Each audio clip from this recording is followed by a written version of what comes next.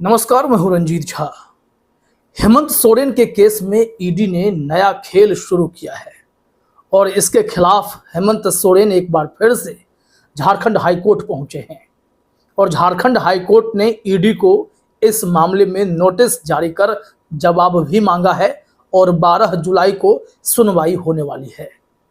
ED का यह खेल हैरान करने वाला है।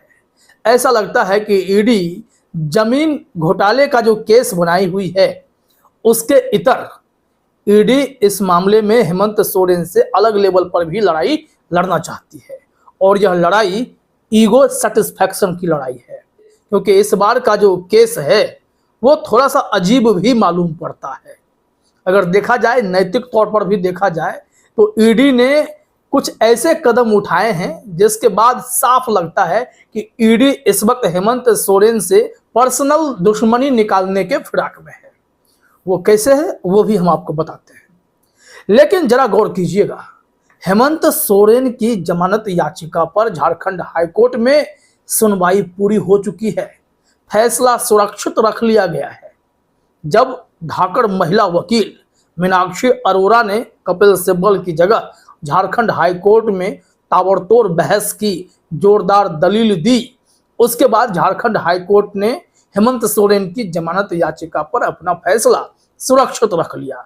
जिस हिसाब से उन्होंने दलीलें पेश की हैं, उसके बाद यह मालूम पड़ता है कि हेमंत सोरेन के लिए कहीं ना कहीं थोड़ी उम्मीद जग रही है। हालांकि जब फैसला सुरक्षित होता है तो थोड़ी टेंशन तो हो ही जाती है। जैसे अरविंद केजरीवाल के मामले में दिल्ली हाईकोर्ट ने इस वक्त अपना फैसला सुरक्षित रख लिया है और उन्हें जेल में ही रहने को विवश कर दिया है। खैर, दरअसल इस बार जो मामला है वो हैरान करने वाला है। एक और जहां जमानत याचिका पर फैसला आना है हेमंत सोरेन के केस में, तो दूसरी तरफ ईडी ने एमपी एमएलए कोर्ट में हेमंत सोरेन के प्रोडक्शन के जरिए उपस्थिति के लिए याचिका लगाई है। और उससे पहले ईडी ने एक मामला वहां लटका रखा है एमपी एमएलए कोर्ट में कि हेमंत सोरेन ने मेरे समन का उल्लंघन क्यों किया। अब बताइए, हेमंत सोरेन को आपने गिरफ्तार कर लिया, वो जेल में है, लेकिन ईडी को चिढ़ इस बात की अभी भी मची है कि हेमंत सोरेन ने उनके समन का उल्लंघन क्यों किया। जबकि हेमंत सोरेन ने आज जो झारखंड हाईकोर्ट में याचिका डाली है उसमें क्लियर कर दिया है कि ईडी ने मेरे खिलाफ दुर्भावनापूर्ण, जानबूझकर दुर्भावनापूर्ण तरीके से समन पर समन भेजे। जितना संभव था हमने ईडी के समन का जवाब भी दिया और उपस्थिति भी दर्ज कराई। बावजूद इसके वो जानबूझकर समन पर समन भेजते रहे। हम आपको पूरी रिपोर्ट दिखाते हैं, जरा देखिए अपने स्क्रीन पर। कहा जा रहा है कि पूर्व मुख्यमंत्री हेमंत सोरेन के समन की अवहेलना मामले में झारखंड हाईकोर्ट में सुनवाई 12 जुलाई को। क्या है मामला, क्या हुआ है, हेमंत सोरेन ने क्या किया है, देखिए जरा अपने स्क्रीन पर। झारखंड हाईकोर्ट में पूर्व मुख्यमंत्री हेमंत सोरेन द्वारा समन की अवहेलना मामले में एमपी एमएलए कोर्ट में चल रहे मामले को निरस्त करने का आग्रह करने वाली याचिका की सुनवाई शनिवार को हुई। मामले में कोर्ट के संज्ञान आदेश को चुनौती दी गई है। हेमंत सोरेन की ओर से कोर्ट से समय की मांग की गई। कोर्ट ने उनके आग्रह को मंजूर करते हुए मामले की अगली सुनवाई 12 जुलाई को निर्धारित की। कोर्ट ने मामले में ईडी को जवाब दाखिल करने का निर्देश भी दिया है। अब कोर्ट के सामने हेमंत सोरेन ने अपनी याचिका में कहा है कि हमारे खिलाफ जो इस तरीके के समन की अवहेलना का मामला बनाया गया है, कृपया उस आदेश को निरस्त कर दिया जाए। लेकिन ईडी जिद पर अड़ी हुई है कि हमें हेमंत सोरेन का प्रोडक्शन के जरिए कोर्ट में उपस्थिति चाहिए। वो बताएं कि आप मेरे समन पर क्यों नहीं आ रहे थे। ये ईडी साहब, आपने गिरफ्तार तो कर लिया ना, फिर किस बात की लड़ाई लड़ रहे हो। आपका मुद्दा अगर जमीन स्कैम से जुड़ा हुआ है, उसमें मनी लॉन्ड्रिंग का केस दिखाई पड़ता है, वो तो साबित कर नहीं पा रहे। लेकिन अलग लेवल पर लड़ाई लड़नी है, यह समझ से परे है। कहा जा रहा है हेमंत सोरेन की ओर से ईडी द्वारा दर्ज शिकायतवाद को निरस्त करने का आग्रह किया गया। हेमंत सोरेन की ओर से कहा गया है कि ईडी के जिस समन पर नहीं गए थे उसका उन्होंने जवाब दे दिया था। इसके बाद वह समन लैप्स कर गया था। नए समन पर हेमंत सोरेन के ईडी के समक्ष उपस्थित हुए थे और समन का अनुपालन भी किया था।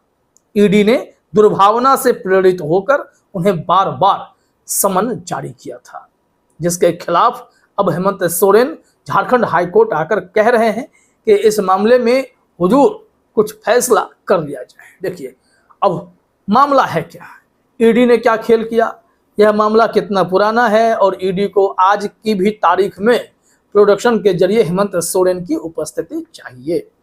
कहा जा रहा है, रॉयल बुलेटिन की रिपोर्ट के मुताबिक ईडी की ओर से समन की अवहेलना मामले में शिकायतवाद सीजेएम कोर्ट में दाखिल की गई थी।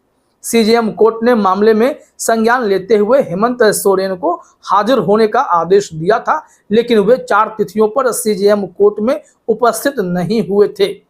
हालांकि बाद में यह मामला एमपी एमएलए कोर्ट स्थानांतरित हो चुका है, लेकिन हेमंत सोरेन पिछली तिथि को भी एमपी एमएलए के विशेष न्यायिक दंडाधिकारी सार्थक शर्मा की कोर्ट में पेश नहीं हुए थे।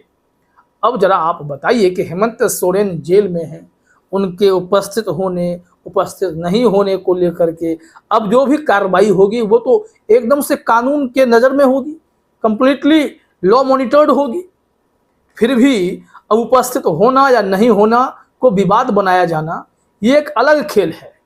इसमें ना मनी लॉन्ड्रिंग का केस है, ना कोई जमीन स्कैम का विवाद है, ये अलग लेवल की लड़ाई है।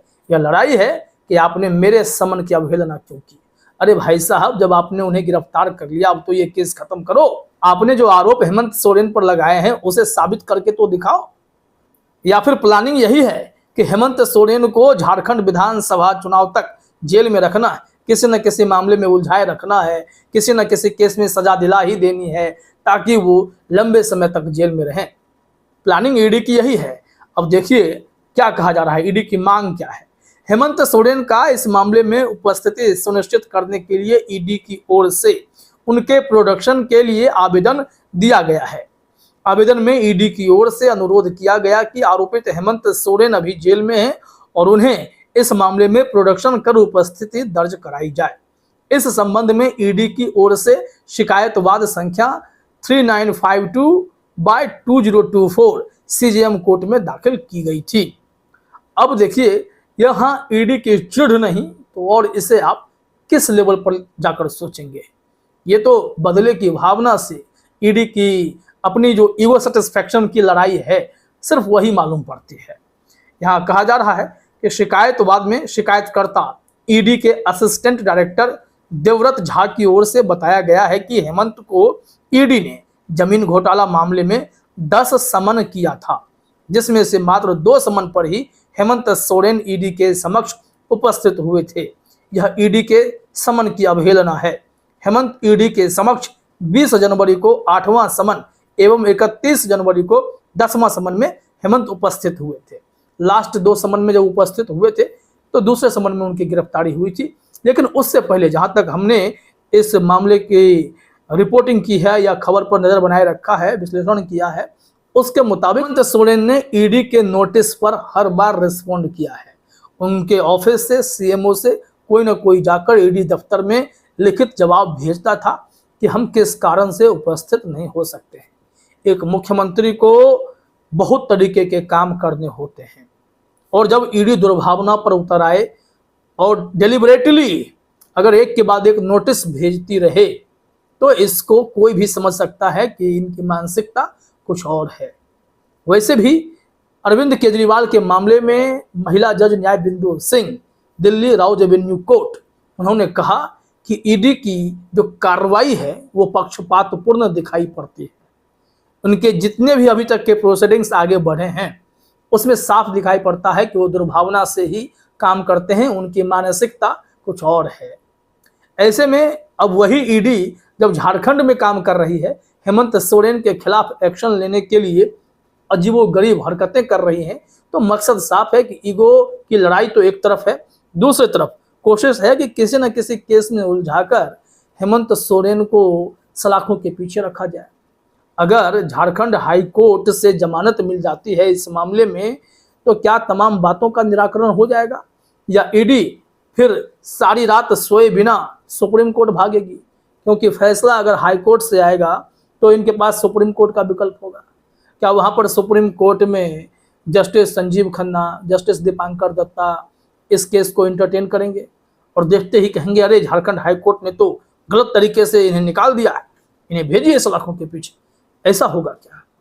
अगर ऐसा होता है तो न्याय व्यवस्था का माखौल बन जाएगा। और सबसे बड़ी बात यह है, जरा सोचिएगा गौर से, एक ही मकसद है, झारखंड विधानसभा चुनाव से हेमंत सोरेन को दूर रखना। इसके पीछे की सबसे बड़ी वजह यह है कि लोकसभा चुनाव में हेमंत सोरेन से उलझने के बाद भी, उन्हें जेल भेजने के बाद भी बीजेपी को नुकसान तो हुआ, लेकिन अब खुन्नस यह है कि वो विधानसभा की कम से कम जो 28 सीटें हैं, जो आदिवासी बहुल्य सीटें हैं, उस पर कैसे कब्जा पा लें हेमंत सोरेन की अनुपस्थिति में। लेकिन वह यह नहीं देख पा रहे कि यह सारे फैसले बीजेपी को बैकफायर भी कर रहे हैं। बैकफायर इन सेंस यही समझिए कि जब लोकसभा की 5 आदिवासी बहुल्य सीटें बीजेपी हारती हैं, एनडीए हार जाती है, तो फिर विधानसभा में क्या होगा? विधानसभा में इस वक्त भी हेमंत सोरेन और उनके सहयोगी दलों के पास 28 में से 26 सीटें जो आदिवासी बहुल्य सीटें हैं उनके हिस्से में है। बीजेपी को यह सीटें मिल पाएंगी क्या? जो परिस्थितियां मालूम पड़ती हैं उसके मुताबिक तो नहीं। अब हेमंत सोरेन को जेल में रखने का क्या सियासी आकलन किया गया है? क्या यह बैकफायर करेगा? क्या कल्पना सोरेन हेमंत सोरेन की कमी पूरी कर रही है और वही मोर्चा संभालेंगी तो बीजेपी को भारी नुकसान हो जाएगा? तमाम पहलुओं पर गौर करना होगा, क्योंकि समय नहीं है। कुछ ही महीनों के बाद झारखंड में, दिल्ली में, महाराष्ट्र में विधानसभा के जब चुनाव होंगे तो फिर बीजेपी के नए नए खेल भी आप देखेंगे। और इन्हीं सब खेल की कड़ी में यह हेमंत सोरेन का मामला, अरविंद केजरीवाल का मामला चलता जा रहा है। फिलहाल इस वीडियो में इतना ही। आप सभी का हमसे जुड़ने के लिए बहुत बहुत धन्यवाद।